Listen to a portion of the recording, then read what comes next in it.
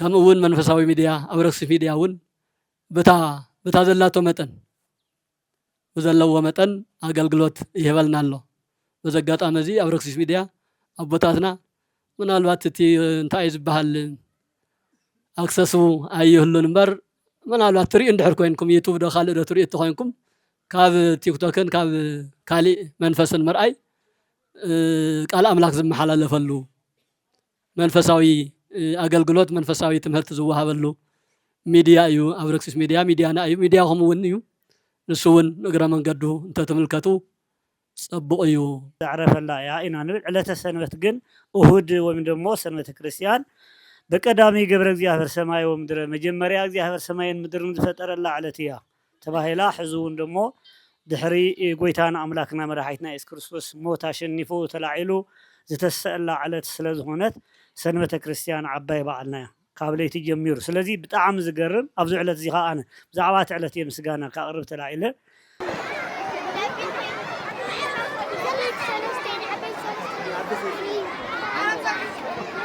قالوا له يا استقبل علي لعلم وخلي حنت خلينا ننتهي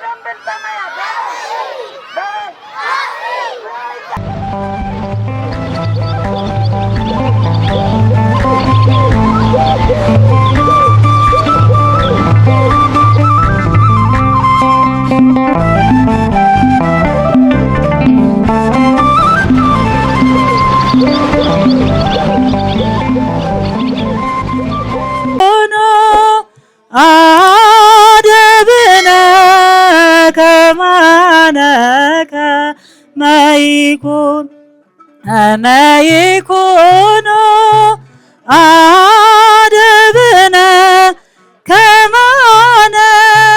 كما يكون عادبنا كما ما يكون أنا ናትናኤል ታርከኒ አባ መፍቀሬ ሕፃናት ናኤል እስመ አንተ ነጋሪ ወንጌል ሐዲስ ሰባኬ ወንጌል ሐዲስ አባ ናትናኤል እስመ አንተ ሰባኬ ወንጌል ሐዲስ ሰባኬ ወንጌል ሐዲስ አባ ናትናኤል ባርከኒ አባ መፍቀሬ ሕፃናት ናትናኤል ባርከኒ አባ መፍቀሬ ሕፃናት ናትናኤል እስመ አንተ ሰባኬ ወንጌል ሐዲስ ሰባኬ ወንጌል ሐዲስ አባ ናትናኤል እስመ አንተ ሰባኬ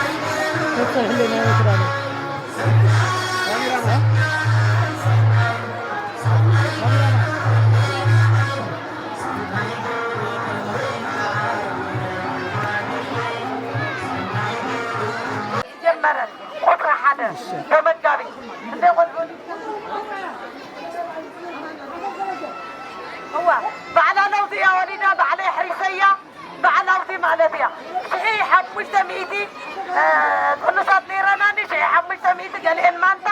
قالين حد وليدا لا قلتش حاجة لفريان معناتيو ثلاثي قطرة حاجة نزيها دما خلت حريسية خلت وليدا لا معناتي حراسات أفغانستا جميرة خلت زولدت معناتيا هندي تدرا خوينا ثلاثة نيروبا حمش ترقصا خوينا الحمرة فقد انت معناتي أول 4 رصا حزتي تعينا نقاليو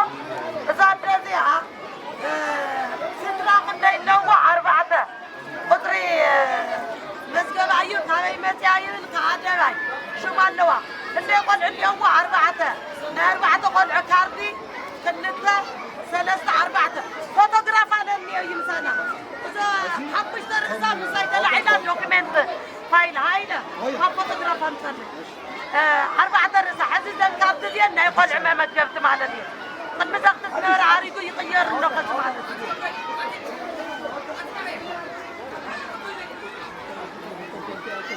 ذكرت زياد ما نبرتي محبراو قداي كتما كنتيبا الرقاقة الله عطاقم الله عطمية الله توايلو لترقاقة ما راح سدران هاي نبرتن دين لنا 400 لنا ثم انت ميت ما راح سدران هاي تفنى غليو سلازين هاي كتما توايل الله سندي عيالا توايل 4 سدرا كتما قبليا ل4 كاردا ما مجبي الله مالته سلازي እዚናይ ተፈናቀልዩ እዚ ድማ ከተማ ተጻሪዮም ዝመጹ ብከንቲባ ብደለ ሁሉ ማለት እዩ ኢመርጀንሲ ዝብል ወረቀት ኢመርጀንሲ ዝሓዝኩ ወረቀት ሃይለ ኢመርጀንሲ ጻዕዳ ወረቀት ዝሓዘት በሪና ፍቃድና ፌደራል እዩ እዛ ደዚያ ምሳይ ተላዒላ ኣላ ድሕሪ ግዜ እዚ ቆልዓዚ ናይ ትካል ሓጋዚ ክኾን ምእንታን ፋይል ተታሒዙ ኣሎ ማለት እዩ እዛ ቁፅሪ እዚኣ 916 መራሒ ስድራ መበል እያ እኒኣ ዛዶ ምሳይ ኮይኑ እቲ ህፃን ተላዒሉ እዚ ህፃን ኣብዚኡ ተወሊዱ ፋይል ተታሒዙ ኣሎ ና ኩሉ ቆልዓ ማለት እዩ ምስ ዓበየ ወይ ኢንቨስተር ምስ ኮነ ዶክተር መራሒ ዓዲ ምስ ኮነ ፎቶ ኣብዚኣ ረኺቡ ፋይሉ ኣላቶ ማለት እያ ልቲ ትካል ተመሊሱ ክሕግዝ ኣነ ክሓልፍ ይኽእል እየ زماي تقا فاونديشن زبل نخقصل يو زي سرحت زي سرح له معناته سلازي زي مثل بخليله ما ايش لما عندي تغير اني قبجه 4 مخاخط تحريدهم يوم بعرات حريدو يوم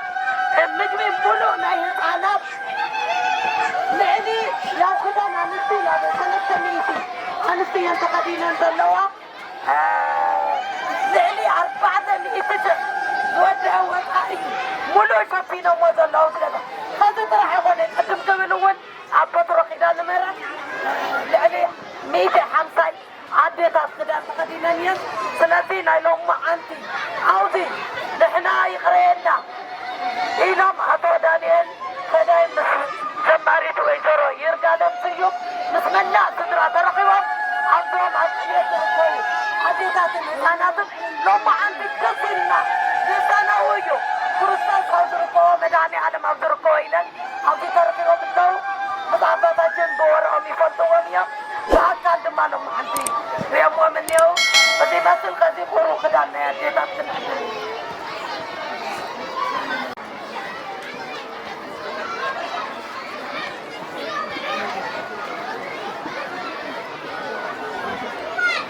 Geri.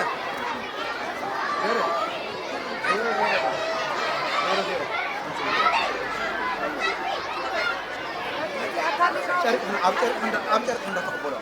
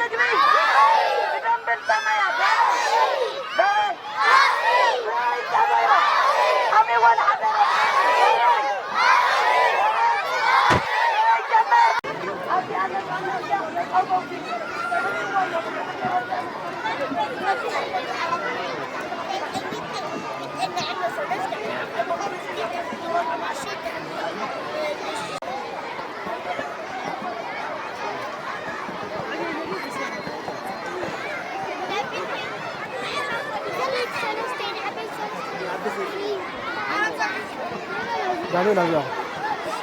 افتبل علي لعله خالي حنك خلينا لين تفهمي لي أنا الشاوزي عم أمس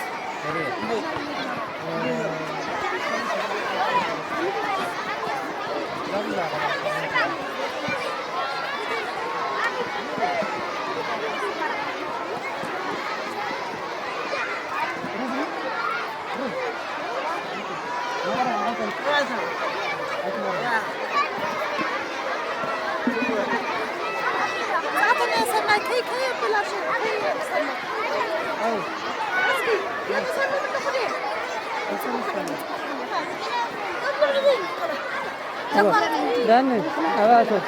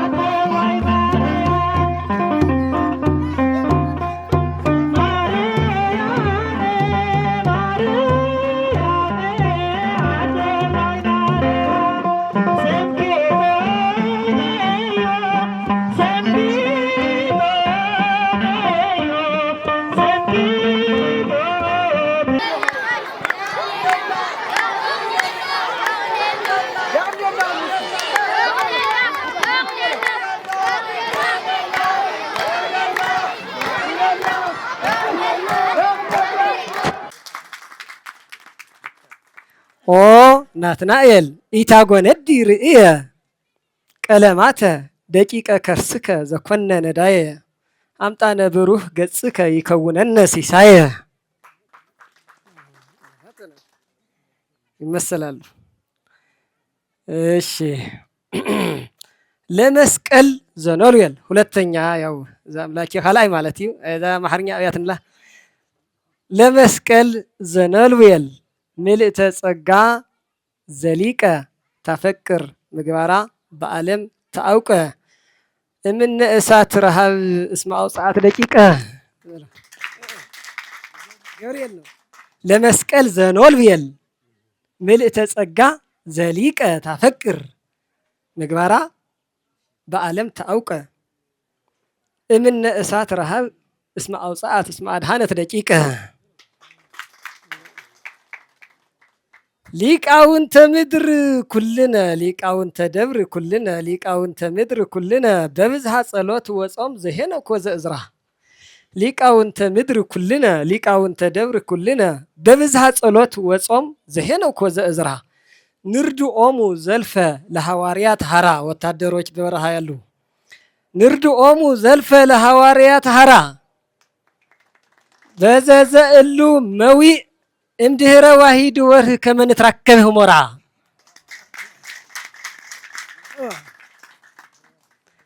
ሊቃውንተ ደብር ኩልነ ሊቃውንተ ደብር ኩልነ በብዝሃ ጸሎት ወጾም ዘሄነኮ ዘእዝራ ንርድኦሙ ዘልፈ ለሐዋርያት ሐራ በዘዘእሉ መዊእ እምድህረ ዋሂድ ወርህ ከመ ንትጋባእ ህሞራ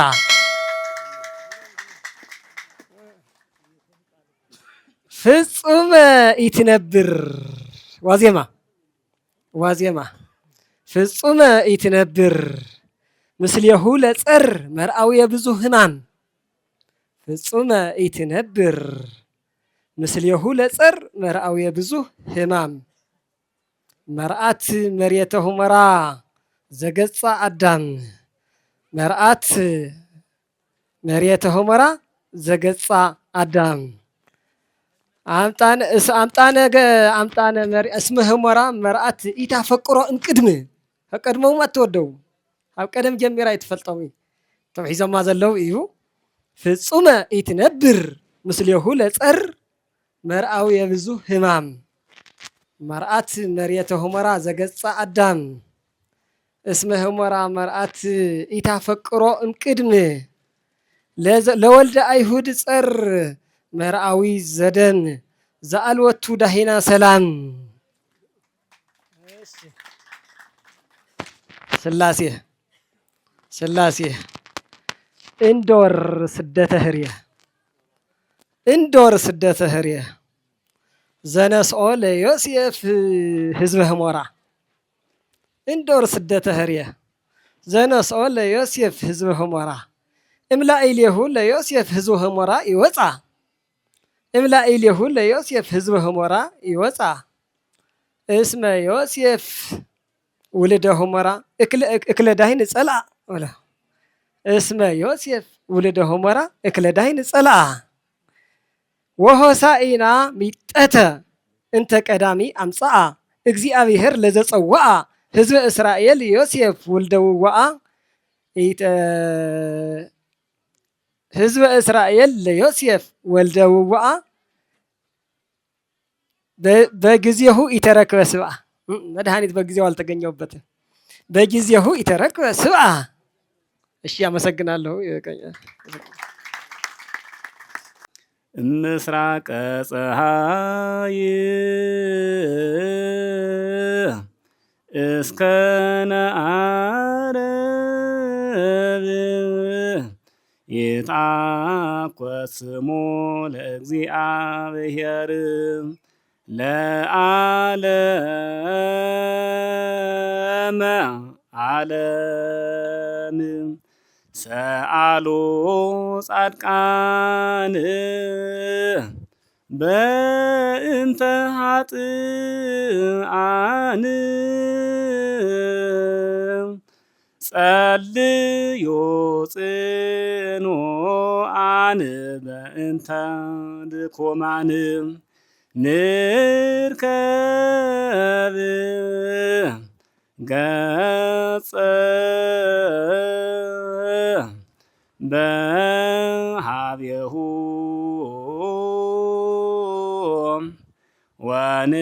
ወንርከብ ሞገሰ ንርአይ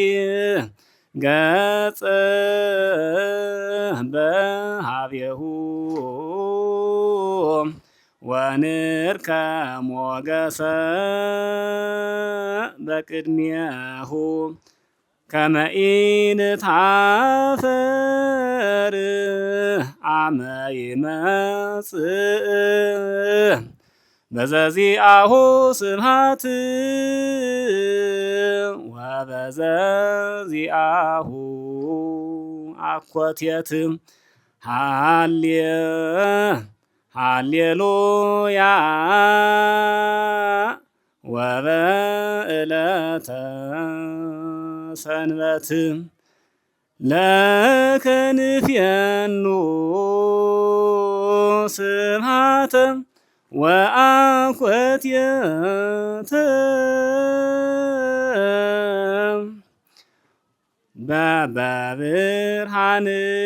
በብርሃንከ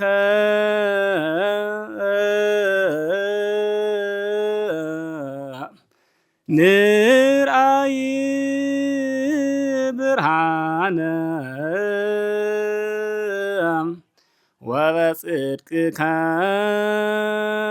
ንርአይ ገጸከ ወበጽድቅ ይትፌስሐኒ ከናፍርየ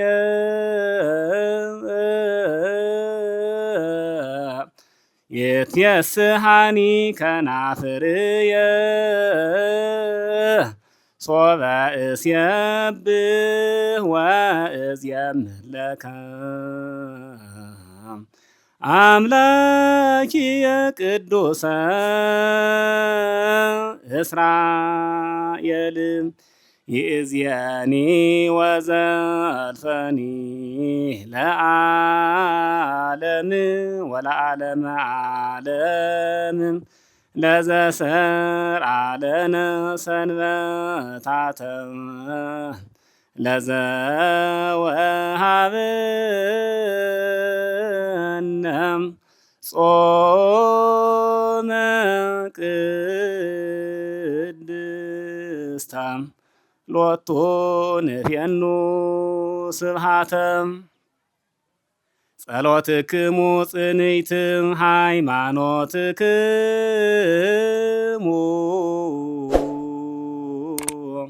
ርትዕት እንተ በኩሉ ትረድእ ሰናያን ወውርዝዋን በምግባረ ጽድቅ አጋዘያን አንትሙ እለ መነንክምዎ ለዝንቱ ዓለም ኃላፊ ከመ ነግድ ወፈላሲ ሃልዎ የፍቁራንየ ምንት ይበቁአነ ንብረቱ ለዝንቱ ዓለም ኢትርሲቱ ለዝንቱ ዓለም ኢወርቅ ሲያጡ ለነፍስክሙ ሃውናጥእ ወንንሳእ መስቀለ ሞቱ ለፍጹም መድኃኒነ ኢየሱስሃ ክርስቶስሃ ሰብሕዎ ሃውአ ኮቴተ ለስብሐቲሁ እንዘ አልቦ ዘየአምረነ ብዙሃን የአምሩነ ንልበስ ልብሰነ ንልበስ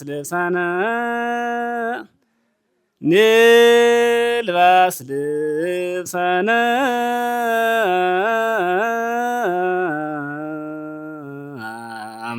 ዘድልው ለነ በኀቤሁ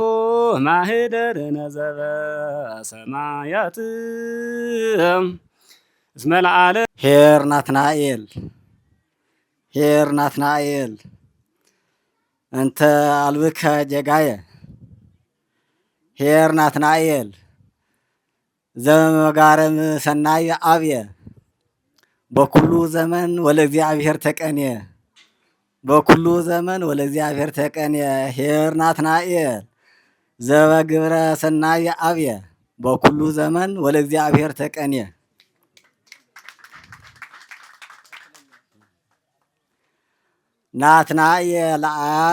ናትናኤል አብ መስቀለ አክሳስ አፎር ዋካ ናትናኤል አብ መስቀለ አክሳስ አፎር ዋካ ለጾም አውደ ብዙሃን ዘውዙህ ምህርካ ባርኮ ፍጹመ ከምንትራከብ ፋሲካ ባርኮ ፍጹመ ከምንትራከብ ፋሲካ ወሳለ እግዚአብሔር ወላጅ እሺ ቲ ምስጋና አንተ ወሕዙ ብዙሕ ግዜ ስሙና ውና ተላዕለ ስለ ፀንሐ ብፁዕ አቦና አቡነ ናትናኤል ጥራሕ ብቻ ልዕለ ናይ ምዕራብ ትግራይ ሃገረ ስብከት ሊቀ ጳጳስ ከምኡውን ናይ ኦርቶዶክስ ተዋህዶ ቤተ ክርስቲያን ትግራይ አባል ኣብዚ ዕለት እዚ ኣብዚ ቦታ እዚ ለይቲ እንታይ ይበሃል ነይሩ ኣብቲ ናይ ቅዱስ ዳዊት ምስጋና ዛቲ ዕለት እንተገብረ እግዚአብሔር ንትፈሳሕ ወንትሃሰይ ባቲ እዛ ዕለት እዚኣ እግዚአብሔር ስራሕ ዝጀመረላ ዕለት እያ እሞ ኩላትና نتحقوس دسون يبلنا يبل قدس داويت علة سنبت كريستيان أفتراي مجمريا سنبت كريستيان مالت قدامي سنبت زعرف الله يا إنا نبل علة سنبت جن أهود ومن دمو سنبت كريستيان بقدامي قبر እግዚአብሔር ሰማይ ወምድር መጀመሪያ እግዚአብሔር ሰማይን ምድርን ዝፈጠረላ ዓለትያ ተባሂላ ሕዙውን ደሞ ድሕሪ ጎይታና አምላክና መድኃኒትና ኢየሱስ ክርስቶስ ሞት አሸኒፉ ተላዒሉ ዝተሰአላ ዓለት ስለዝኾነት ሰንበተ ክርስቲያን ዓባይ በዓልና ካብ ለይቲ ጀሚሩ ስለዚ ብጣዕሚ ዝገርም ኣብዚ ዕለት እዚ ከዓ ኣነ ብዛዕባ እቲ ዕለት እየ ምስጋና ካቅርብ ተላዒለ ካብ ዓንቶ ካብ ንጉሆ ጀሚሩ መጀመርያ ክነኣቲ እንተለና እዚ ትሪእዎ ዘለኹም ናይ እመሆይ ፀጋ ምግባረ ሰናይ ድርጅት ኣዳራሽ ሙሉእ ህፃናት መሊኦም ክምገቡ እንተለዉ ምርኣይና ምናልባት ከምቲ ዝፍለጥ እቶም ህፃናት ናይ ተመዛበልቲ ውልዳት እዮም ኣቦኣቶም ትማሊ ምሸት ዘይፀገቡ ሓዲሮም ክኾኑ ይኽእሉ ኣብዚ ሰዓት እዚ ግን መሲሖም ፀጊቦም ኣመስጊኖም ክኸዱ እንተለዉ እግዚኣብሔር ክንደይ ደስ ይብሎ ይኸውን ስለዚ ነዚ ተሓጓስ እዚ ምክንያት ዝኾንኩም በዚ ዕለት እዚ ብስም እቲ ምግባረ ሰናይ ድርጅት ናይ እመሆይ ፀጋ ኣብዚ ተረኺብኩም ምሳሕ ዘዘጋጀኹም ኩላትኩም ከም ተዓንቶ ስምኩም ዝተፀውዐ ናይዚ ዕለት እዚ ዝግጅት መቅረብቲ ዝኾንኩም መን ኢኹም ዘርኩም ስመ ክርስትና ወልደ ዳንኤልና ወለተ ጊዮርጊስ ወልደ ዳዊት ምስ ስድራ መላእ ኣባላትኩም እግዚአብሔር ኣምላኽ ነዚ ዕለት እዚ ነዚ ስራሕ እዚ ስለ ዝሓረየኩም ስሙ ዝተባረኸን ዝተመስገነን ይኹን ካብኡ ብምቕፃል ደሞ እቲ ናይ ካህናት ናይ ምሽላም ካህናት ትሪእና ኣለኹም ኩላትና ኣብ ዘሎ ቤተ ክህነት እቲ ሻሽ ናይ ክህነት ምልክት ኢሉ እግዚአብሔር ኣምላኽና እቲ ታሪክ እሱ ነዊሕ እዩ ሃዋርያት ከመ ገይሮም እዮም ነዚ ምልክት እዚ ረኺቦሞ ኣብቲ ሓምለ 5 መዓልቲ ስንክሳር ምንባብ ይከኣል እዩ ንውርደት ኢሎም እዮም ፍርቂ ርእሶም ላውፅዮሞም እዩ ዝብል ቶም ብዘመን ኣብ ዘመን ሃዋርያት ዝነበሩ ተፃረርቲ ናይቲ ክርስትና እምነት ነገር ግን እግዚአብሔር ደሞ ንክብሪ ምልክት ይኹን ተባሂሉ ካብኡ ጀሚሩ ቤተክርስትያንና ሻሽ ናይ ክብሪ ምልክት ምዃኑ እያ ስለዚ ካብኡ ጀሚሩ እቲ ቤተክርስትያንና ትፈቅዶ ካህን ሻሽ ገይሩ ክረአይ ምልክቱ ስለዝኾነ በዚ ዕለት እዚ እውን ንኩላትና እዚ ሻሽ እዚ ተሸፊና ውዒልና ኣለና እሞ ብድጋሚ እግዚአብሔር ክብሪ ይሃበልና ነዚ ዝግጅት እዚ እውን ስለዘማላኹም ማለት እዩ ኣብ መጨረሻ ብፁዕ ኣቦና ኣብ ማእኸልና ተረኺቦም ነቲ ዝቐረበ ሕቶታትና ምክንያቱም እቲ ዝኽእልዎ መሊሶም እቲ ዘይተኸኣለ እውን እቲ ንሕና ንፅበዮ ክንዲ ንስኻትኩም ትደልይዎ ኣነ እውን ፈቓደ እዩ ኣዋንዶ ረኺብኩም ኣዋንዶ እስኻትኩም ድልየትኩም ተማሊኡ ኢልኩም ኣነ ዳ ኣቦኻትኩም እንደ ብሳኻትኩም እንዳበኸኹ ከማኹም እንዳሓዘንኩ ትክክል ኣቦና ኣምሳና ክንደይ ግዜ እዮም ናባና ናብዛ ቦታ እዚኣ ረጊፆምዋ ዘለው እሱ ይኣኽለና እዩ ትድልየቶም እውን ገሊፆምና ኣለው እግዚኣብሔር እንተፈቒዱ ሕቶና ክምለሰልና እዩ እሱ እንተኾነ ከምቲ ዝተባሃለ ድሕሪ ወርሒ ሕሙራ ንራኸብ ኢሎምና ኣለው በዓል ቅኔ ፅቡቅ እዩ እሱ እንተኮይኑ ኣብቲ ቦታና ኮይና ንሓቶ ኢና ንሓትት እንተዘንጊዕና እውን ደሞ ክንድቱ ዝግባእ ናብቲ ዝበሃል ቢሮ ኣቲኻ ንምሕታት ቦታ ኣቦና ዝፈቐድና መሰረት ነዚ እውን ሕቶና ንክንስማዕ እዛ ዓለት እዚኣ ዝፈቐደ እግዚኣብሔር ስሙ ዝተመስገነ ይኹን እዩ መወዳእታ ናይ ምዕራብ ትግራይ ሃገረ ስብከት ተመዛባሊ እዮም ዞም ብፁዕ እቶም ቆሞስ እውን በዛ ዓለት እዚኣ ሓደ ንሱ ደስ ይብል ምክንያቱ ካበይ ድዮም መፅኦም ካብ ኣደባይ እንድዮም ካብ ደብረ ፀሃይ ኣደባይ እዮም ተመዛባሊ እዮም ነይሮም ለዚ እዚኣ ሓንቲ ምልክት እያ ካብኡ መፅኦም ኣለዉ ሕዚ ግን ኣብዚኣ ማእኸል ተንቤን ዓብዪ ዓዲ ኣብቲ ታሪካዊ ገዳም ኣበምኔት ኮይኖም ነዚ ማዕረግ እዚ በቂዖም ዓብዪ ሓላፍነት እውን ኣብ ቅድሜና እዚ ይርኢና ኣለና እሞ ነዚ ኩሉ ዘፍፀመና እግዚኣብሔር መጨረሻ ደጊመ ደጋጊመ መእከብ ስለ ዝረኸበ ኢና ተኣኪብና እግዚኣብሔር ኣምላክ ሕዚ እውን ንቅድሚት ዝኸምዚ ዓይነት ሰናይ ምግባር ካብቱ ነዚ ስራሕ ዝገበርኩም ሰባት ካባኹም ከይፍለ ክብሪ ሃበልና ያቕኒየለ ስብሃት ለእግዚኣብሔር እሺ ያው ስለ ኩሉ ነገር እግዚአብሔር አምላክ ዝተባረኸ ዝተቀደሰ ይኹን አልዎ ለትክሉ ወኢምንተኒ ገቢረ አነ ከይፈቀድኩ በዘይናተይ ፈቃድ ምንም ነገር ክትገብሩ ኣይትኽእሉን ኢኹም ኢሉ መድህነ ዓለም ክርስቶስ ኩሉ ነገር እግዚአብሔር ተዘይፈቂዱ እግዚአብሔር እንተዘይሓጊዙ እግዚአብሔር ምሳና እንተዘይኮይኑ ንሕና እውን ምስ እግዚአብሔር ንነብረሉ ኩነታት እንተዘይመቻችና ክኸውን ዝኽእል ነገር የለን እቲ ምሳና ዘሎ እኳስ እግዚአብሔር እንተይሉ እግዚአብሔር ምሳና እንተሃልዩ ምሳና ክቕኒ ዝኽእል እምበር ንሱ እውን ምንም ዋስና ዘለዎ ኣይኮነን እና ስለ ኩሉ ነገር ብፍላይ ኣብዚ ዕለት እዚ ብብዙሕ መልክዑ ይግለጽ ከም ዝነበረ ፍሉይ መዓልቲ እዩ ፍሉይ ዕለት እዩ 6 ቃላተ ወንጌል በተግባር ዝተፈጸሙሉ ዕለት እዩ ዝዕለት እዚ እዞም 6 ቃላት ንብሎም ካብቶም 16 ሕገጋት እቶም 6 ምሉእ ብምሉእ ተፈጻሚ ኮይኖም ዕለት ኢና ርኢና ዘለና ገና እንተይወግሐ ጀሚሩ በሽሓት ዝቁፀሩ ህፃናት በሊዖም ፀጊቦም እንትዕንድሩ እንትዝምሩ ዕልል እንትብሉ ካፍቲ ምብልዖም ካፍቲ ምዕላለሞስ ባዕሉ ትገጻቶም ከመይ ብሩህ ከመይ ደስ ይልዎም ነዚ ኩሉ ነገር ብደስታ ይቕበልዎ ከም ዝነበሩ ያው ንኹላትና ምንም መረዳእታ ዘድልዮ ኣይኮነን ብዓይኒ ዝርአ ብዓይኒ ዝተረኣየ ብኢድ ዝድህሰስ ሓጎስ እዩ ነይሩ እንታይ ንሱ ካብቲ ቃለ ወንጀል ሓደ ርህብክዎ ኣብላኢኩምኒ ጠምየ ኣብልዒኹምኒ ኢኹም ዝብል ቃል ኣምላክ ኣብዞም ህፃናት እስካብ ሕዚ እውን እስካብ ኩላትና ተፈጻሚ ስለ ዝኾነ እዩ ንዝጠመየ ሰብ ዝዕንገለላ መንገዲ ንእሽተይ እንተቕሪብካሉ ሓንቲ ካብ ቃለ ወንጀል ሓንቲ ነገር ፈፂምካ ኣለኻ ማለት እዩ ዝፀመአ እውን ብተመሳሳሊ እንደገና እታ ሳልሰይቲ ዓሪቀ ከዲምኩምኒ ልዕሊ 200 ኣዴታት ዘመን ዘመን ዘምፅኦ ዘመናዊ ሽፋን ተሸፊነን ተኸዲነን መዓል ማለት ተኣምር እዩ ዕዳጋ ኩነታት ዕዳጋ ምንታይ ከም ዘሎ ኩላትና ንፈልጦ ነገር እዩ ኣይኮነን ን3 ውላድ ኣቦይ ክደነን ኣደይ ክደነን እንተይሉስ ክንደይ ጭንቂ ክንደይ መከራ ከም ዘሎ በብገዛኹም ትፈልጥዎ ነገር እዩ ኣነ እኳ 4 ተምሃሮ ኣለውኒ እዚ መንፈሳዊ ኮሌጅ ዝመሃሩ እንዲያው ትማሊ ንሙሃይ ፀጋ ክዳን ተሊኡስ ንዞም ደቀይ እውን ሓደራ ከይትርስዕዮም ይብል ነይረ ዓሚ ዝሓለፈ ኸዲነዮም ነይረስ ኣነ ሓደ ክዳን ንዓመት ዘፅንሕ ይመሲል ነይሩ ወዲእና እኮ ክደንና ባይሎም ዓሚ ደይገዛኹን ሓንቲ ቅያር እንድያ ቅያር ዘይብላ ተመልከቱ እንግዲህ ተምሃሮ እዮም ኣብ ከመይ ዓይነት ፀገምን ፀበባን ከም ዘለዎ ሓንቲ ክዳን ተኸዲኖም ዓመት ሙሉእ ምፅናሕ ኣነን ከማይ ዝበልናን 3-4 ቅያር ስለ ዘለና ክዳን ዝውዳእ እኳ ሰብ ይመስለናን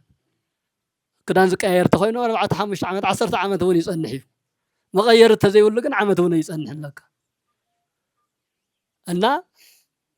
لمز رأنا يجن لعلي سلست مئة ديتات حد الشفن كده خدان تخلينا إعلان أرقوا على وسكم نزبل قال بقال تفسيم نستطرح يكون الندكن نبي يتسون أو هذا خلت سلست الكقوس إركازوها وكاس يكونن حافظ زوهاب نمعلتنن نبي يتسونن كوينن زو على له كمون كهنات أبوتاتنا بزي ملكع بلعناون ستيناون እንደገናውን በመጠኑ ርእስናውን ተሸፊኑ ጸሊም ርእሲ ሒዝኩም ዝመጻኹም ሕዚ ጻዕዳ ርእሲ ናይ አረጋውያን ናይ አቦታት መልክዕ ሒዝኩም ኣለኹም ኩሎም ተተንቲናዮም ተመሳሳሊ እዮም ተጨኒቀ ሓዚነ ወይም ስኢነ አረጋጊእኩምኒ ጠይቅኩምኒ ዝብል ነገር بتأمية حميم زنبرة أمرون يكون كرش بخلا ما يتطيق الله سراتون توسيد الله تأثير افتحكم من ويت أيكم من الساعة حنتي قداماتنا ون بتمساسالي 3-4 قدامات أبوتاتنا نشتينا قر رخيبم باليعم أمسجنا وعلم الله بقولك زماري خز فسس زنبرة زماري بكن يديو بقدوس ياريد دقعة بزيمة بقداسي مسجانا كل من أجر استجبر الله علتها كم تمهرنا وصلنا ذات إلى مزل علوا أفتقار أو كم نجر مسك زي هذا علنا الله معلتها كم ون ميديا دوس ويانا ون ناي هزو قداي وصل زخنا ናይ ተመዛባልቲ ጉዳይ ስለ ዝኾነ ናይዞም ህፃናት ጉዳይ ናይ ጽባሕ ፍረ ዝኾኑ ደቅና ስሩሑ ንሱ ስለ ዝኾነ ተግባሩ ንሱ ስለ ዝኾነ ዋና አጀንዳኡ ገይሩ ያው ኪሎሜትራት ተጓዒዙ ምሳና ውዒሉ ኣሎ ሓዘና መከራና ሽግርና ሁሉ ተመልኪቱልና ኣሎ እዚ እውን ከም ትካል ድምፂ ወያነ እንተመስገና አይነ حلفن كم أون منفساوي ميديا أو رقص ميديا أون بتا زلاتو متن وزلوا متن أقلقلوت يهبلنا الله وزقات أمزي أو رقص ميديا أو بتاتنا من الوقت تي انتايز بهال أكسسو أيوه نمبر من الوقت تري اندحر كوينكم يوتيوب دخل تري تخوينكم كاب تيك توكن كاب كالي منفسن مرأي قال أملاك زم حلال لفلو መንፈሳዊ አገልግሎት መንፈሳዊ ትምህርት ዝወሃበሉ ሚዲያ እዩ አብረክሲስ ሚዲያና እዩ ሚዲያኹም እውን እዩ ንሱውን እግረ መንገዱ እንተተመልከቱ ጽቡቕ እዩ በጠቅላላ ግን ለማዓንቲ ነዚ ሁሉ ናይ መጀመሪያ አካባቢትና እሞይ ጸጋ ትካል ከም ትካል በቲ ነቢ ዓዲዩ በቲ በኺያዲ በቲ ኡይላዲ ልቂሳዲዩ እዚ ትካል እዚ ትካል ኮይኑ ንኽቐጽል عبي مسرت زنصفت أدينا يا ناي بزحات الدقيا ناي بزحات تمثاليت يا ناي سراح تمثاليت يا ناي متحوار ناي فقري تمثاليت يا 3-4 شيح زاغلو هصانات بحدا معلت مجب كم معال مالت يا እግዚአብሔር ተሐዊስዎ በቀንዕና በሰናይ ነገር ተደግፉ ስለዝኸይድ እንበር ከም ግለሰብ ከም ካሊ ሆይንካ እኮ ይኮነን ንኽንደዚኦም ዝኣኽሉ ነብሳት كم تعنت وزلنا يو سبكو جزء من محدار أبي ولو سبأي سبيتو من محدار أبي وو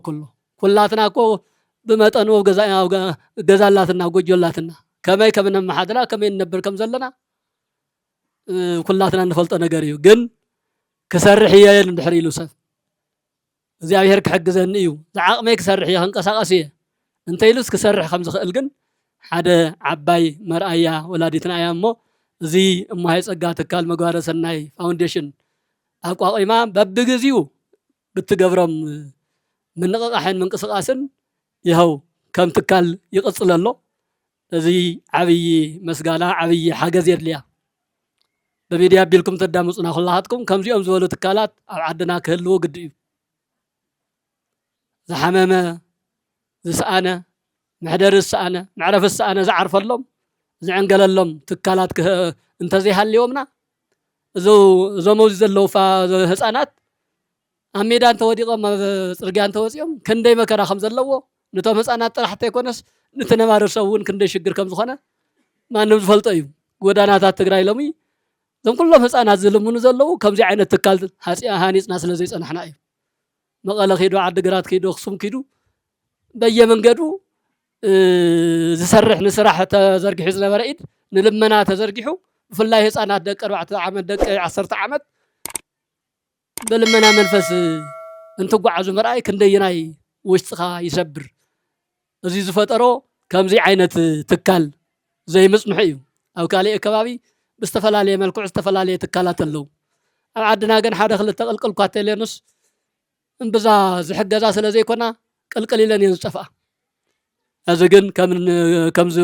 ትካል ምግባረ ሰናይ ሙሃይ ፀጋ ግርማይ ግን ያው ይቕፅል ኣሎ ዓመታት ኣውፂሩ ኣሎ እንገዳም ሚድያ ካልኦቶም ዝመሰሉ ትካላት ብደንቢ ትካላትና ምዃኖም ክንፈልጦም ንመምህር ሙሉ ሃይለ ስላሴ ዝገብርዎ ስራሕ ዘዕብይዎም ህፃናት ቀለልቲ ኣይኮኑን እዚኣቶም ናይና ምዃኖም ፈሊጥና በቢ ንኽእሎ ክንሕግዞም እንተኾነ ብገንዘብ ብካልእ እንተንእሱ ደሞ ብሓሳብ ካብ ገንዘብ ከም ዝበልፅ እቶም ዓበይቲ ምሁራን ይናገርዎን ይፈልጥዎን እዮም እና ብኩሉ ክንደጋገፍ ስለዚ ናይ ዝዕለ እዚ ዋና ሰብሳቢትና ሙሃይ ፀጋ እንትትከውን ብኣቢሉ ግን እዞም ደቅና ዳንኤልን ወልደ ዳንኤልን ወለተ ጊዮርጊስን ብጣዕሚ ዝገርም ተኣምር እዩ ቅድሚ 7-8 ተዋሪሕ ይመስለኒ ኣብ ዝለዕላይ ገለበዳ ቤተ ክርስቲያን ትነመርቕ ከምዚ ናይ ሎም መዓንቲ ናብ 200 ገለ ዝኾና ኣንስት ደቂ ኣንስትዮ በዞም ደቅና እዚኣቶም ክዳን ተገዚኡለን ቤተ ክርስቲያን ኣብ 7 ወርሒ ተሃኒፁ ተመሪቑ ኣብቲ ምርቓ መዓልቲ እቲ ቤተ ክርስቲያን እውን ተሸሊሙ ተዓዲ ሙሉእ እውን ተሸልሙ ውዒሉ ብጣዕሚ ገሪሙኒ ነይሩ ሓደ ግለሰብ እስከመይ እዩ ክንደይ ካብቲ ገንዘቡ ላዕሊ ዝተሓሳቡ ከመይ ገይሩ ክሓሲብዎ ከመይ ገይራ ክሓሲባቶ ክንዲ ዝኣክል ከንፍቕሪ ክንዲ ዝኣክል ንምፅዋት ከኢዶም ከመይ ተዘርጊሑ ዝብል ሓሳብ ነይሩኒ ሎሚ ተደጊሙ ድማ ብዓብዩ ብብዙሑ ኮይኑ ርኢና የለና እሞ ደቅና እግዚኣብሔር ይባርኩም እግዚኣብሔር ይቐድስኩም ምእንቲ ክትህቡ ኩሉ ግዜ ዝወሃብ ካብ ኢድካትኩም ኣይጥፋእ ኣቦታትና ካህናት ዲያቆናት መምህራን ሚድያታትና ናይ ሚድያ ሰሞያታት ኩለኹም እግዚኣብሔር ይባርኩም ከምዚ እንተሓቢርና ከምዚ እንተሰቢርና ኩሉ ነገር ቀሊል እዩ ዝኸውን እቲ መከራ ዝኸውን ዘሎ ንሰንሳትና እንትንፈላለ እዩ ምትሕግጋዝ እንተኣብየና እዩ ምርድዳእ እንተኣብየና እዩ ብሓሳብ እንትንፈላለ እዩ ብሓሳብ ናብ ሓደ ክንመፅእ ኣለና ከምቲ ክቡር ሊቀ ካህናት ሊቀ ትጉሃን ዝበልዎ ፍላይ ከም መንበረ ሰላማ ብዙሕ ነገር ክሰርሕ ዝኽእል ተቋም እዩ ብዙሕ ነገር ከይሰርሕ ግን ብብዙሕ መልክዑ እተሓፀረን ተፀመደን እዩ ፍላይ ኣብ ሰዓት እዚ ዓይኒ ካልኦት ዓይኒ ፀላእትና ኣብ ክልተ ኣካላት እዮም ኣብ ሰራዊት ትግራይን ኣብ መንበረ ሰላማን ንምንታይ እዩ ኣብዚ ዓዲ ተቋማዊ ትካላዊ ኮይኑ ዝቕፅል ስለ ዘይድለ ከጥፍኡናን ከበላሽዎናን ድሕር ኮይኖም ንሰንስናትና እንተበታቲኖምና እዩ እንተሰሚርና እንተሓቢርና ድማ ዝኽእለና እኮ የለን ነገር ዝፍጠር ዘሎ እኮ እንትንበታተን እዩ ክበታቱንና እንተኮይኖም ደሞ ብተቋማዊ ኣቢሎም ስለ ዝኾነ ኣብ ልዕሊ መንበረ ሰላማ ዝወርድ ዘሎ ፀለመ ናይ 3-4 ጳጳሳት ወይ ናይ ካህናት ናይ ዲያቆናት ወይ ናይ መነኮሳት ከይመስለና ኮነ ተባሂሉ ንዝዓዲ ንምጥፋእ እዩ ምናልባት ዝህዝቢ እዚ ብፖለቲካ ብካሊእ ብብዙሕ መልክዑ ተፈላለየ ኣሎ ሓንቲ ትገብሮ ዘላ እዛ ሃይማኖት እያ ሃይማኖት ደሞ ህዝቢ ትግራይ ሙሉእ ብምሉእ ክበሃል ብዝኽእል መልክዑ ኣማኒ እዩ ካብቲ ኣማን ንላዕሊ እውን ክርስቲያን እዩ እዚ ክርስቲያን እዚ ኣብ ምንታይ ፅላል እዩ ዝነብር ኣብ ቤተ ክርስቲያን ፅላል ኣብ ትሕቲ መንበረ ሰላማ እዩ ስለዚ ዝገበርካ ጌርካ ነዚ ርእሲ እዚ ከምቲ ተመን ርእሱ እንተወቂዕካዮ እምበር ካሊኡ ብዙሕ ከም ዘይገድሶ ትርእሲ ወቂዕካ ንትቐፂሉ ዘሎን ምብታን ቀሊል ስለ ዝኾነ ኣብ ርእሲ መንበረ ሰላማ ዝውዝዑ ዘለው ብሚድያን ብካሊእን ቁፅሪ ስፍሪ የብሎምን እዚ ድማ ከምቲ ዝበልናዮ ናይ ቤተ ክህነት ወይ ንሓደ ዝተወሰኑ ኣካላት ንምጥፋእ ንምፅላእ ከይመስለና ከም ዓዲ እዩ እዛ ዓዲ ክትበታተን ሙሉእ ብሙሉእ ካብ ህልውና ናብ ዘይህልውና ክትወርድ ተኮይና ርእሳ ክትውቃዕ ኣለዋ ዝብል ኣተሓሳስባ ዘለዎም ኣካላት ስለ ዘለው እዩ ኣነ ዓንተ እውን እዚኣ እኳ ጥዕና ዘለዋ ይትመስልን ዝበልኩዋ ንኣኻትኩም ካብ ቅንዕናን ካብ ካልእን ኣምፂኹምዎ ትኮን ኢኹም ግን ጭራ ዘለና ጭራ ኣለዎ ዛብርኩታ እምነላታ ንስኻትኩም ዘይተረድአኩም ግን ካልኦት ዘበጋግስዎ ኮነ ኢሎም ናብ ህሊናና ዝዘርእዎ ነገራት ኣሎና እዚ በደንቢ ክንጥንቀቐሉ ከም ዝግባእ መልእኽተይ እናሕለፍኩ ብዝሎማዓንቲ ዕለት ዝተገበረ ነገር ግን ተኣምር እዩ እንዳምቲ ሓደ ዘይጠቐስናዮ ናይ ገዳምና ጉዳይ ገዳም ኣቡነ ሳሙኤል ካብቶም ቀዳሞት ዝበሃሉ ገዳማት ሓደ እዩ በባህሪኡ ተንቤን ዓብይ ዓዲ እስከነ ስሙ ዓብይ ዓዲ እዩ ዓበይቲ መምህራን ዓበይቲ ሊቃውንት እንመምህር የስታየን ኣእማንን እፀዋትን ጥራሕ ኣይኮናን ገዳማት እየን ምስጢር ኣለወን ዝተሓበአ ምስጢር ኣለወን ካብኣቶም ሓደ ገዳም ኣቡነ ሳሙኤል ጣንቋ ሎሚ ተተካኢ ረኺቡ ኣሎ ገዳማትና ተተካኢ እናሰኣና እየን ዝዓነዋ ዘለዋ ታሪክና ዝበርስ ዘሎ ታሪክና ዝጠፍእ ዘሎ ተተካኢ ሓብሓቢ ሓሳቢ ናይ ቀረባ ሰብ እናሰኣነ እዩ ዝበላሹ ዘሎ እሞ እዚ ገዳም እዚ ግን እስካብ ሕዚ እውን ገዳምነቱ ሓልዩ ዝፀንሐ ኣቦ ዝነበርዎ እቶም ኣቦ ናይ ሰናይ ርስኣን ናይ ሰናይ እርጋን ምስ በፅሑ ድማ ብፈቃዶም ካሊእ ሰብ ይተክአሉ ኢሎም ዓዲ እውን ተዛትዩ ብዝለማዓንቲ ዕለት ብፁዕ ኣቦና ኣቡነ መቃርዮስ ብቤተ ክህነቱ ተደጊፉ ብዝኸደሎ መሰረት ኣፅዲቆም ፅሒፎም ሓላፍነት ተረከብ ኢሎምስ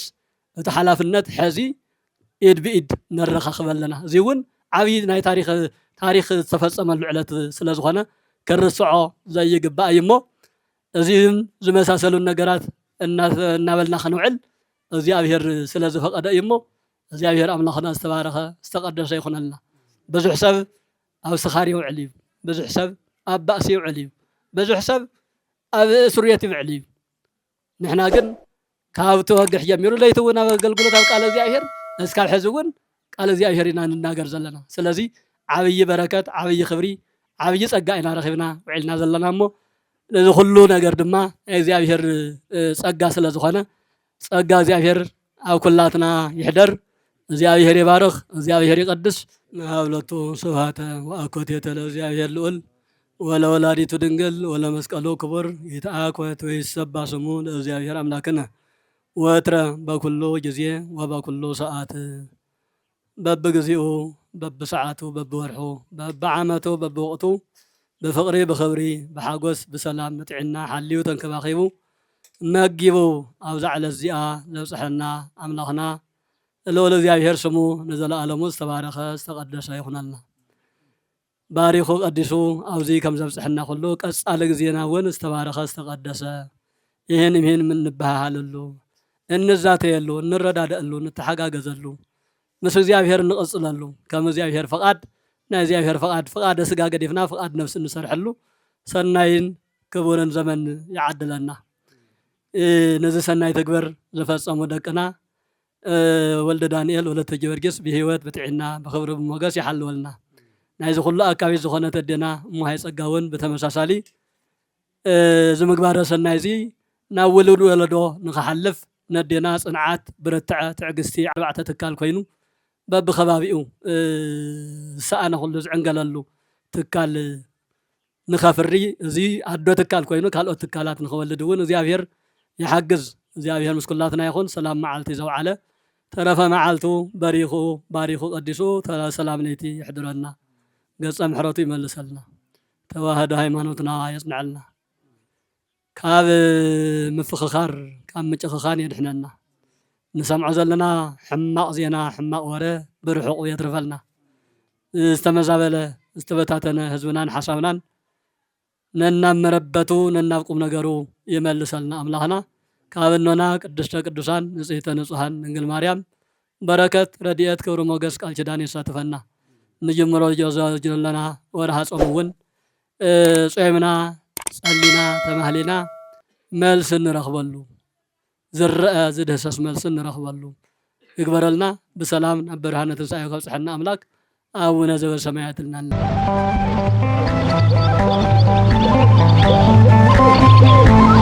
Thank you.